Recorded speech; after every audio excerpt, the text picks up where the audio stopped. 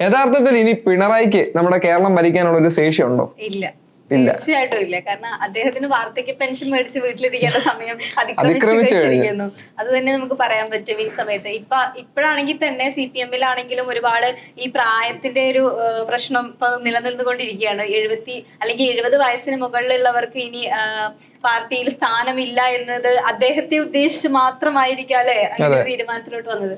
എന്നിട്ടും ഈ ഒരു പിണറായിയുടെ ഭരണം നമ്മൾ 10 വർഷമായിട്ട് കണ്ടോണ്ടിരിക്കുകയാണ്. എന്നിട്ടും വലിയ മാറ്റങ്ങളൊന്നും തന്നെ നമ്മുടെ കേരളത്തിൽ സംഭവിച്ചിട്ടില്ല. പല ദുരിതങ്ങൾ വന്നപ്പോഴും നമ്മൾ മലയാളികൾ ഒറ്റക്കെട്ടായി നിന്നുകൊണ്ട് മാത്രമാണ് അതിനൊക്കെ ഒരു പ്രതിവിധി കണ്ടെത്തിയിട്ടുള്ളത്. മാത്രമല്ല ഈ LDF സർക്കാരിൻ്റെതാന്ന് പറഞ്ഞിട്ടുള്ള ഒരു പുരോഗമനവും നമ്മുടെ കേരളത്തിൽ നമ്മൾ ഇതുവരെ കണ്ടില്ല. സത്യം പറഞ്ഞു കഴിഞ്ഞാൽ LDF നല്ല ആൾക്കാരുണ്ട്, നല്ല നേതാക്കന്മാരുണ്ട്. എന്നാൽ പോലും നമ്മുടെ പിണറായി സർക്കാരോ പിണറായി വിജയൻ സാറോ ഇതുവരെയും അങ്ങനെ ഒത്തിരി ഒരു വ്യക്തമായിട്ടുള്ള ഒരു നിലപാടുകളോ കാര്യങ്ങളോ ഒന്നും തന്നെ സ്വീകരിക്കുന്ന കണ്ടിട്ടില്ല. നിലപാടുകൾ സ്വീകരിക്കുന്നത് മുഴുവൻ മറ്റേ കറുത്ത ഷർട്ട് ഇടാൻ പാടില്ല, വഴിയിൽ അങ്ങനെ നിൽക്കാൻ പാടില്ല, മൈക്ക് ശ്രദ്ധിക്കണം, അതെ അതെ അതെ, അത്തരത്തിലുള്ള നിലപാടുകൾ മാത്രമേ.